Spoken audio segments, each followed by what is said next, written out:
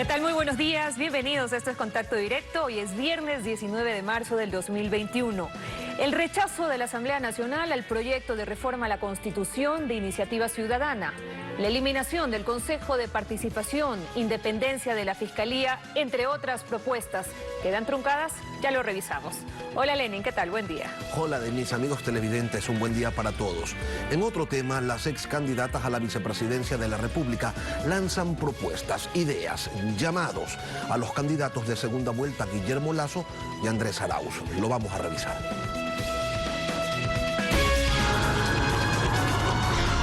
La actualidad, los protagonistas, el análisis y la información en Contacto Directo.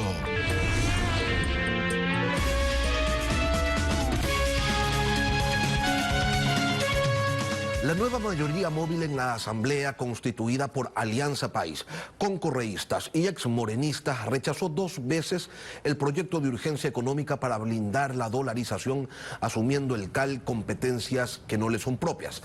Además, hizo uso del candado para blindar la Constitución de Montecristi de reformas por consulta popular de Iniciativa Ciudadana. Pablo Dávila, vocero del Comité por la Institucionalización Democrática, buenos días y bienvenido a Contacto Directo. Muchas gracias, Lenin. Buenos días. El candado que blinda a la Constitución de Montecristi de reformas de Iniciativa Ciudadana consiste en que la Asamblea pueda negar un proyecto de reformas cuyo texto es aprobado por la Corte Constitucional y que tiene el respaldo aproximadamente de 200.000 firmas. ¿Es democrático que la Asamblea solo se allane a las iniciativas presidenciales o a las del propio legislativo? No es democrático en lo absoluto. Creo que lo que hemos vivido en estos días es una muestra de cómo todo el planteamiento, al menos teórico, sobre la promoción de la democracia participativa, que fue uno de los fundamentos, pilares que más se difundieron a través de la Carta de Montecristi, no existe en la práctica. Aquí ha habido un sometimiento absoluto a esos valores de participación directa de la ciudadanía, de ese interés de los ecuatorianos de poder regular directamente temas que son de su interés, a la voluntad, en este caso, de representantes, es decir, de aquellas personas que son parte de la democracia representativa, lo que se entendía que querían cambiar y permitir a los ciudadanos que tengamos un rol más activo. Lo que pasó en esta semana, además, es una muestra fehaciente de que la Asamblea tiene una desconexión absoluta con el sentir popular. O seguramente se trata también de una clasificación y jerarquización de lo que es ser ciudadano, porque si las propuestas ciudadanas estarían de la mano con aquellos que defienden el status quo, con aquellos que creen que las instituciones están bien, que el Consejo de Participación Ciudadana es lo mejor, que la Asamblea está funcionando de maravilla, seguramente esas propuestas sí son merecen ser escuchadas por el pueblo ecuatoriano, pero todos aquellos que defendemos una postura diferente, pues claramente tenemos que toparnos con una pared prácticamente infranqueable que es la Asamblea Nacional. Pablo, usted hasta el momento ha evitado señalar la verdadera razón de esta negativa para no dar de comer al hambriento y crear una disputa con la comisión de la Asamblea que debía aprobar este proyecto. El proyecto surgió para que las facultades del Consejo de Participación Ciudadana y Control Social de nombrar a los personeros de las funciones de control y judicial pasen al Poder Legislativo como era antes. Pero según la reforma, estarían sujetas a un concurso y a la decisión de una Cámara del Senado de elección nacional que no existe ahora.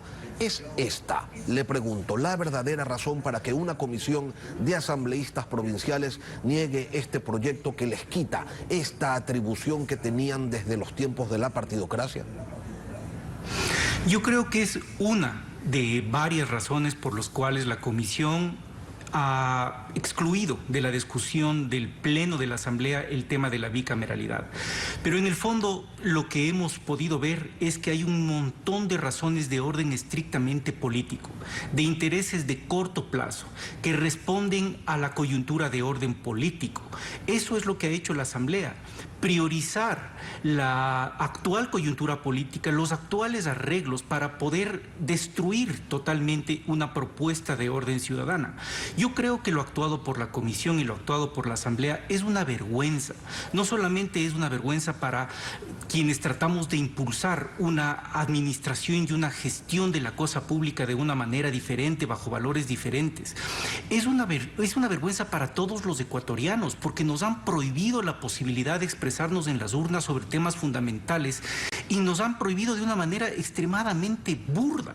Puede discutirse, Lenin, jurídicamente, técnicamente, políticamente, sobre el alcance de lo que podía o no podía hacer la Asamblea Nacional, pero algo que es absolutamente claro es que era la Asamblea, el Pleno, el que tenía que debatir. La Constitución dice claramente debatir al menos en 2 ocasiones, mediando 3 meses los temas que se plantearon. Y hace 3 días decidieron excluir todo el tema de la reforma legislativa. Claramente a ellos no les interesa cambiar el status quo, las cuotas de poder que ejercen este rato en sus diferentes provincias a nivel nacional, y el status quo, esta situación Pablo, que vivimos actualmente le es más conveniente. Cuando usted dice que están observando la muy particular coyuntura política, lo que en realidad nos está diciendo es que ante la posibilidad de que vuelva el correísmo al poder, hay legisladores que no quisieron contrariarlo. Por supuesto, porque no solamente se trata de cambiar los mecanismos de representatividad al interior de la Asamblea Nacional, se trata de mantener un organismo como el Consejo de Participación Ciudadana, que está claro, es el órgano que facilitó y se convirtió en el instrumento para el control del poder total en el Ecuador. Ese órgano fue el que permitió tener contralor, fiscal, superintendentes a las órdenes del poder de turno. Básicamente esas condiciones son las que no les interesa cambiar. Mire usted cuál fue el porcentaje de las votaciones. Teníamos a todo el correísmo y el morenismo alineados en contra de esta propuesta. Es una vergüenza que los mismos miembros, no todos, pero los miembros representantes de la comisión se abstuvieron de votar en favor de su propio informe. Ya no se trata solamente del contenido central o esencial de la propuesta ciudadana. Las 35 mociones que hizo el informe de la comisión, que ya cambiaba y tergiversaba y destruía nuestra propuesta ciudadana, ninguna de ellas pudo ser aprobada por la misma Asamblea en el Pleno. ¿Qué nos dice eso respecto del liderazgo, de la legitimidad, de la representatividad de la comisión que trató las enmiendas? Que no tienen ningún poder y que si lo tuvieran no quisieron ejercerlo para defender su propio informe. Eso es vergonzoso.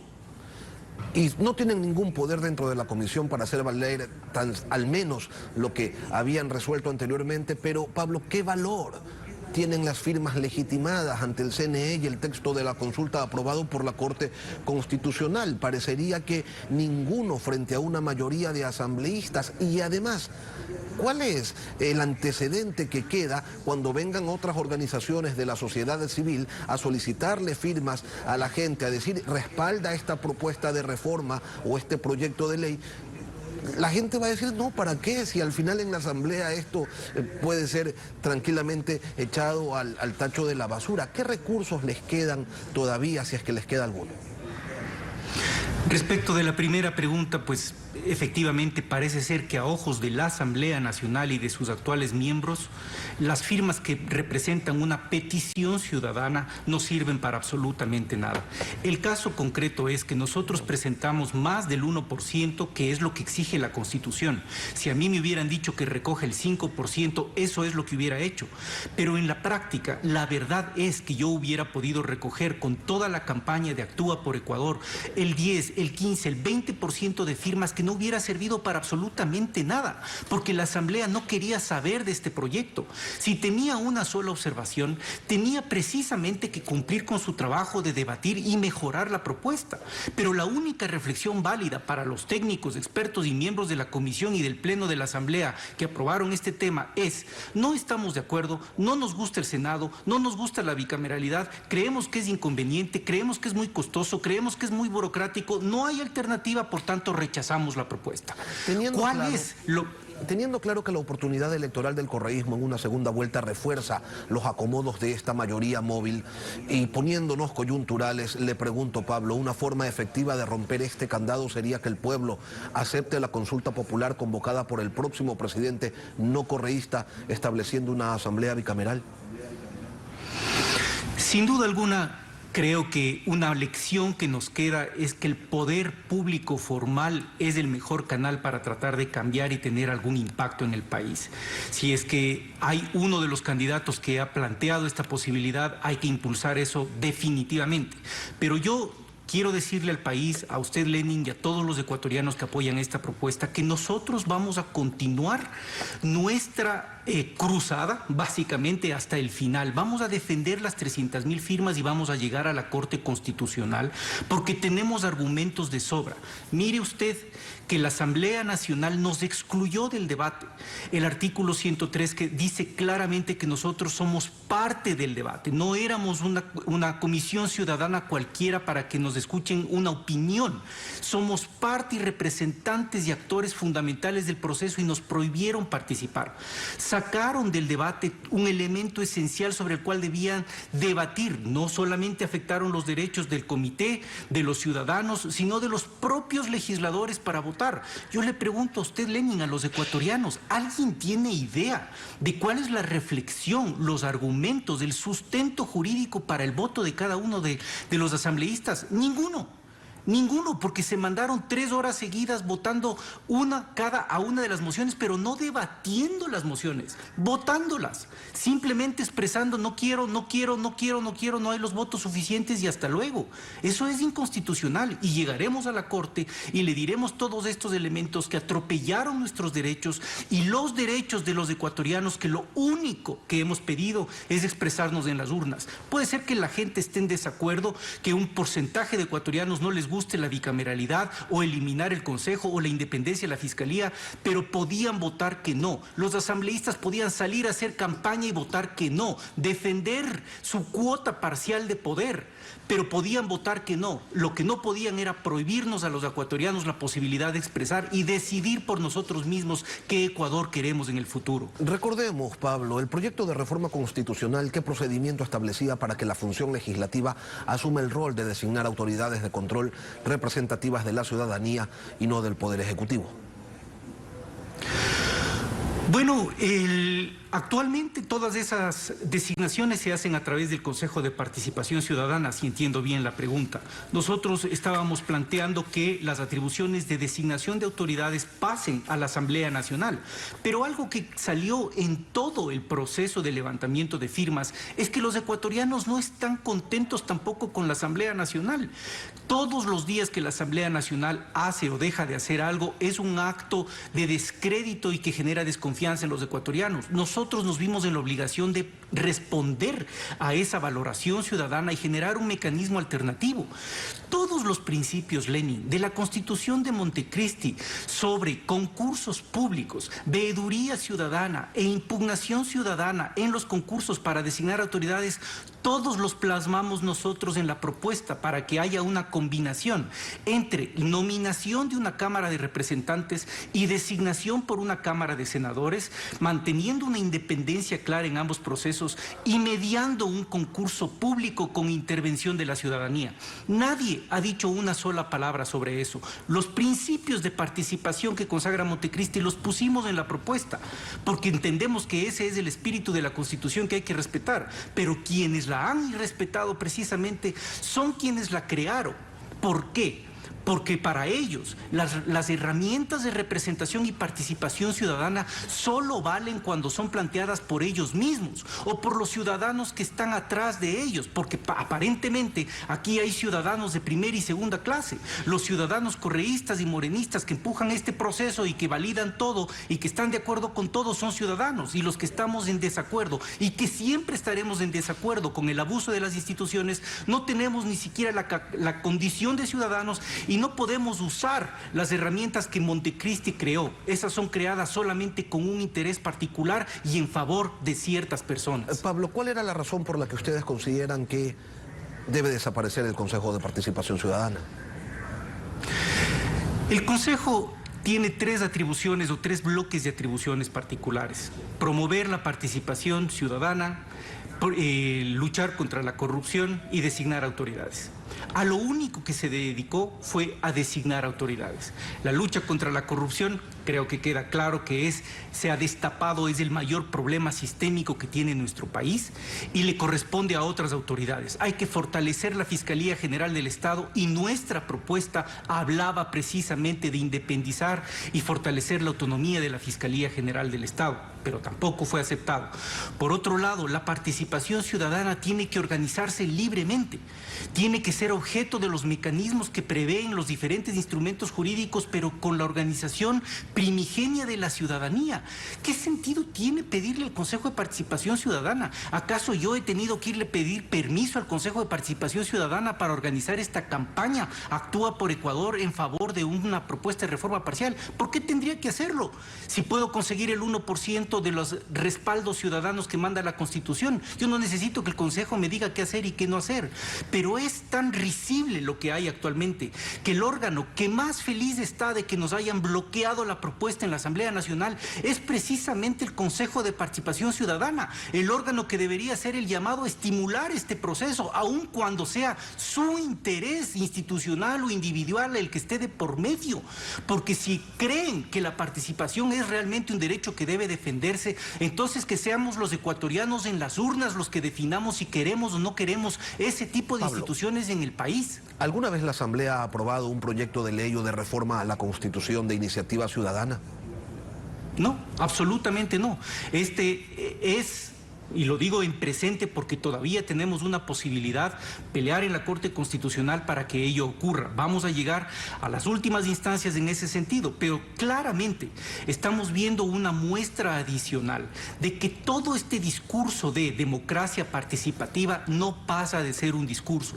Ahora la Corte Constitucional tiene una responsabilidad enorme, tiene la posibilidad de cumplir un rol histórico, porque más allá, Lenin, más allá de lo que pase con nuestra propuesta, la resolución sobre este tema será un precedente para que las futuras instituciones y personas que quieran arriesgarse a plantear una reforma constitucional o una enmienda constitucional por la vía de la iniciativa ciudadana tendrán la resolución de este caso como un precedente fundamental que tendrá que decidir y decir con claridad cuál es el alcance de lo que puede o no puede hacer la Asamblea Nacional y sobre todo qué es lo que queremos como país para que los ciudadanos nos podamos autogobernar. Lo cierto, Pablo, es que por los tiempos ya no podrían empatarlo con la elección de segunda vuelta, que era la intención primera. Definitivamente. Definitivamente.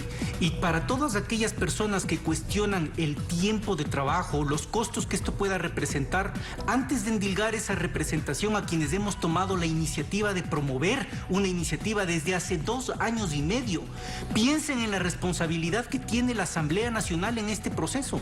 Tenían 1 año para debatir y convocan el segundo debate a 5 días de vencerse el año. ¿Es eso responsable con los ecuatorianos? ¿Es realmente generar un proceso de debate público sobre un proceso de reforma parcial a la Constitución? Evidentemente que no lo es. La Asamblea del 2% de respaldo. Pablo Dávila, gracias por acompañarnos esta mañana aquí en Contacto Directo. Gracias a usted, Lenin. Son las 7:13.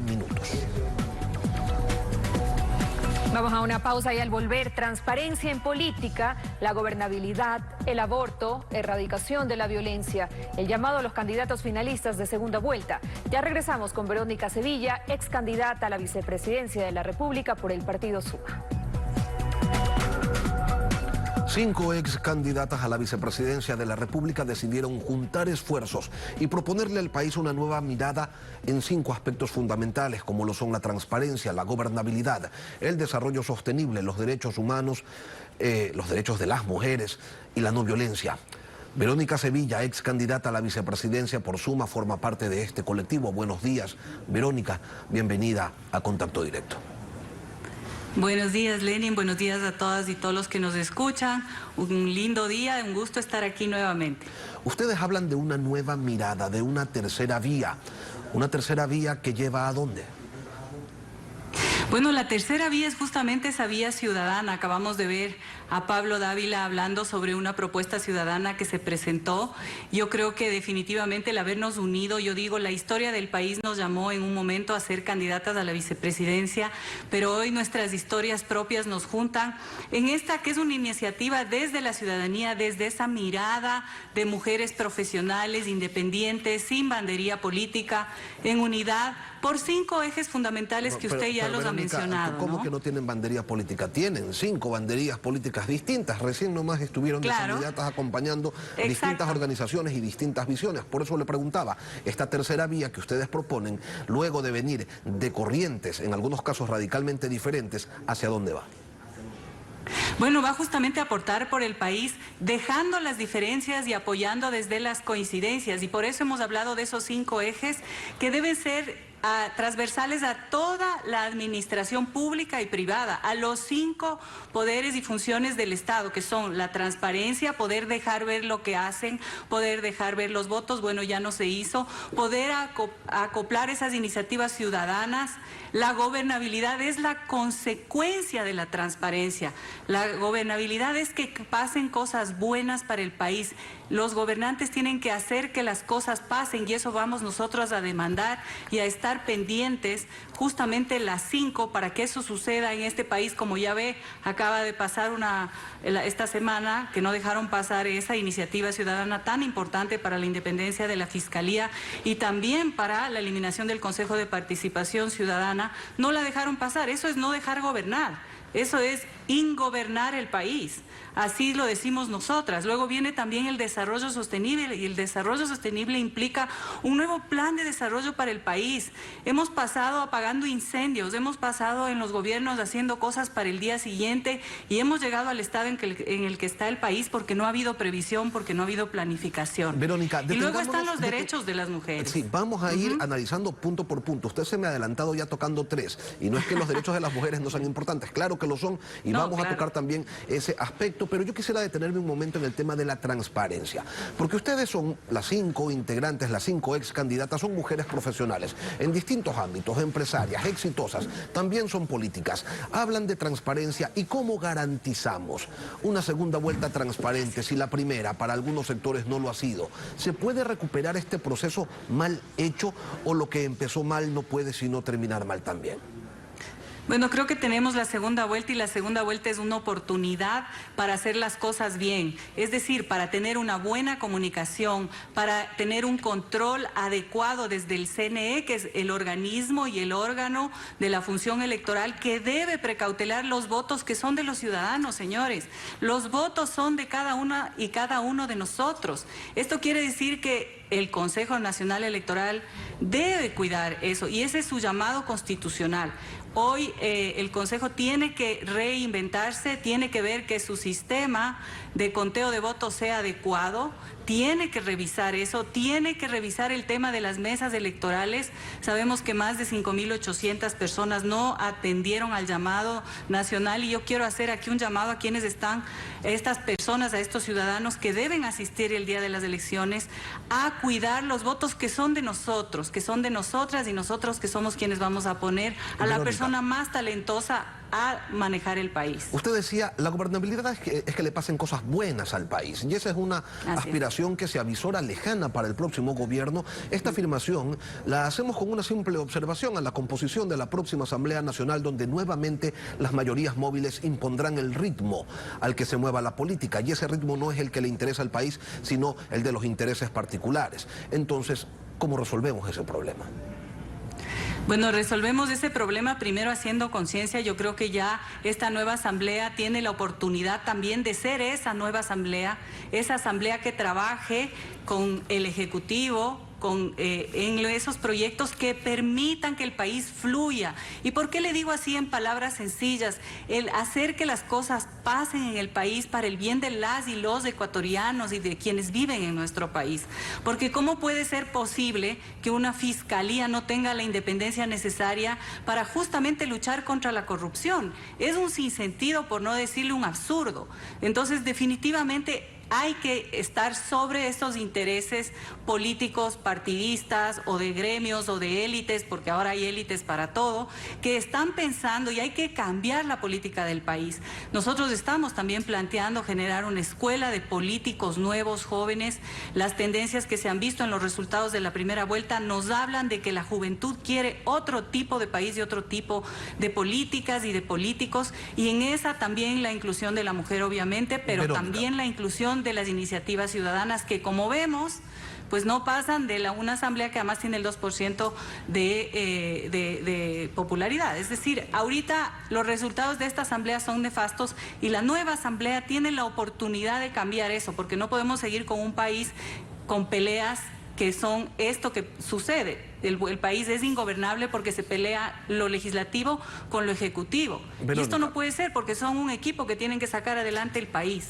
Para que los derechos de las mujeres, ahora sí, se los proteja efectivamente y se garantice la participación de las mujeres en todos los ámbitos de la vida, de la cotidianeidad de este país, ¿qué es lo que hace falta para que se reconozca de manera justa y equitativa su valor? ¿Qué es lo que hace falta? Bueno, nosotros tenemos una agenda mujer con la que la vamos a presentar a quien sea, obviamente, el presidente de la República. Me hubiera gustado que sea la presidenta, pero bueno, va a ser presidente. Y en todo caso, el tema es el siguiente: la mujer tiene que tener todavía acciones positivas. Como digo yo, hay gente que dice que las acciones positivas son obviamente segregativas a los hombres, pero por hoy y en este momento de la historia todavía no fluye que la mujer tenga el 50% de participación en espacios de decisión. Cuando la mujer esté en esos espacios de decisión desde la familia, se le permite opinar, se le permita tomar decisiones en la familia, se la eduque, por lo menos se le dé educación hasta el bachillerato y la universidad. Pero no estamos hablando solo de las personas que viven en zonas urbanas, en las zonas rurales. La mujer rural es la que educa al 50% de la población del país. La mujer es quien educa a estos niños y jóvenes que van a ser luego estas personas a mediano y largo plazo que manejen el país. Entonces es muy importante que la mujer tenga educación, oportunidades y pago equitativo y acceso a la educación y a los espacios de decisión. ¿Y cómo se hace esto? Con medidas positivas, con acciones positivas, con legislación, con no violencia, con educación y también obviamente con medidas punitivas a quienes no cumplan o agredan a una mujer. Verónica, los temas que ustedes plantean sin duda convocan a muchos intereses, muchas voluntades. Todos quieren transparencia, todos quieren que haya gobernabilidad, nadie quiere que se irrespete los derechos de las mujeres, pero a la hora de aterrizar, de poner ya en territorio cada una de estas ideas es que empiezan a surgir los disensos, porque unos quisieran aplicarlo de una manera y otros de otra. Dígame algo, Alexandra Peralta, Ana María Pesantes, María Sara Gijón, Sofía Merino y usted, ¿cómo abordan los temas controversiales y críticos como el del aborto, por ejemplo? Bueno, en este tema que es muy controversial y tenemos diferencias claras de posición, nosotros lo primero que hacemos es escuchar a la otra, cuáles son sus posiciones, saber que definitivamente hay que prevenir. Eso es una cosa en la que estamos totalmente de acuerdo. Hay que darle a la mujer la oportunidad. Hay que sacar a esas niñas que están en espacios peligrosos. Hay que sacarlas y definitivamente, obviamente tendrá que ser la asamblea, esta nueva asamblea, quien defina en ese tema. En muchos casos sí tenemos diferencias. Yo soy una persona que defiende la vida desde la concepción, pero también entiendo el grave problema que es el tener que decidir entre que una niña tenga un bebé o no tenga un bebé. Pero lo que hay que hacer es prevenir y en eso estamos trabajando, porque definitivamente el aborto para mí personalmente, y ahí hablo por mí, es un tema de ponerle una curita a algo que realmente es grave, que es esta violencia que hay contra la mujer. Esta violencia que hay contra la mujer hay que sacarla, hay que erradicarla desde la raíz. Obviamente que estamos trabajando en programas de ese tipo y respetamos nuestra diferencia en ese tema, ¿no? Y definitivamente nos vamos a trabajar en prevenir y en seguir adelante, en incluir a la mujer, en que se la respete y en incluirla dentro de los espacios de la educación, porque la educación y la independencia económica de la mujer bajan un 50% esa violencia que se da en la casa, se da en el trabajo, se da en la sociedad en general. Verónica Sevilla, ex candidata a la vicepresidencia de la República por el partido Suma, que se ha juntado a otras 4 ex candidatas a la vicepresidencia, también van a dar sin duda mucho que hablar en el futuro próximo, en el futuro cercano que ya nos llega. Gracias por acompañarnos aquí en Contacto Directo, Verónica. Gracias, Lenin. Un buen día para todos. Momento de despedir Contacto Directo, deseándoles que tengan un excelente viernes. Lenin. Que tengan todos un buen fin de semana. El próximo lunes nos volvemos a encontrar 6:55 con las entrevistas.